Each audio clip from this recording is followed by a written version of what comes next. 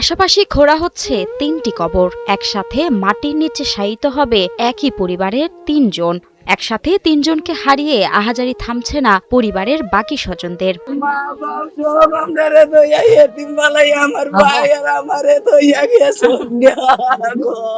বিদ্যুতের ভয়াবহতা কেড়ে নিল সুনামগঞ্জের একই পরিবারের বাবা, মা ও সন্তানের প্রাণ। মঙ্গলবার দুপুরে এমন হৃদয় বিদারক ঘটনার সাক্ষী হয় সুনামগঞ্জের বিশ্বম্ভরপুর উপজেলার ফতেহপুর ইউনিয়নের অনন্তপুর গ্রামের বাসিন্দারা।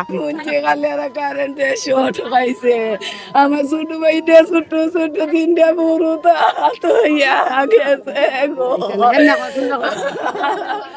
দুর্ঘটনায় নিহত ছেলে ফরহাদ ব্যক্তিগত জীবনে বিবাহিত ছিলেন। তার রেখে যাওয়া 3 অবুঝ শিশুর ভবিষ্যৎ নিয়ে চরম অনিশ্চয়তায় স্বজনরা।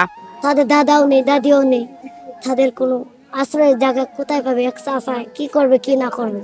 সোমবার বিকালে দোকানঘর মেরামত করছিলেন অনন্তপুর গ্রামের ৬৫ বছরের বৃদ্ধ নুরুল আমিন ও তার ছেলে ফরহাদ শাহ। এ সময় দোকানঘরের পাশে থাকা বিদ্যুৎ মিটার সরাতে গিয়ে অসতর্কতাবশত বৈদ্যুতিক লাইনে জড়িয়ে পড়েন পিতা পুত্র। চিৎকার শুনে স্বামী সন্তানকে বাঁচাতে এগিয়ে যান বৃদ্ধা ফাতেমা বেগম। এরপর বিদ্যুৎ স্পৃষ্ট হয়ে ৩ জনই গুরুতর আহত হন। স্থানীয়রা আহতদের উদ্ধার করে উপজেলা স্বাস্থ্য কমপ্লেক্সে নিয়ে গেলে কর্তব্যরত চিকিৎসক তাদের মৃত ঘোষণা করেন। বিদ্যুতায়িত হয়ে একজন অপরজনকে বাঁচাতে যেয়ে মূলত এই ঘটনা ঘটেছে। অবশেষে আমার যে চাচি, তিনি তাদের চিৎকারে তাদেরকে উদ্ধার করতে আসলে তিনিও মারা যান। বিদ্যুৎ ব্যবহারে অসচেতনতা ও পল্লী বিদ্যুৎ বিভাগের দায়িত্বশীলদের উদাসীনতায় এমন মর্মান্তিক দুর্ঘটনা হয়েছে বলে দাবি স্থানীয়দের। যে ঘটনাটা ঘটছে এটার জন্য না ঘটে এদিকে আমরা সচেতন হইতে হইব।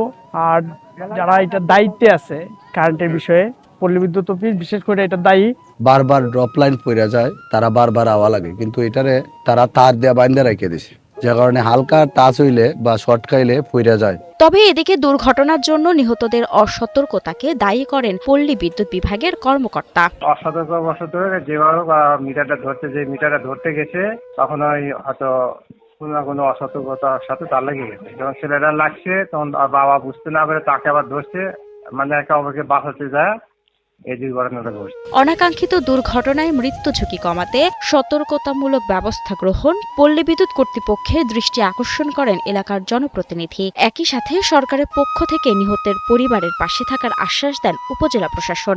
যাতে আমাদের ইউনিয়নের এই দুর্ঘটনা 2টা হয়েছে আমার জানা মতে আর যেন না হয়, প্রত্যেকের বাড়ি বাড়ি গিয়ে যেন তারা সচেতন করে।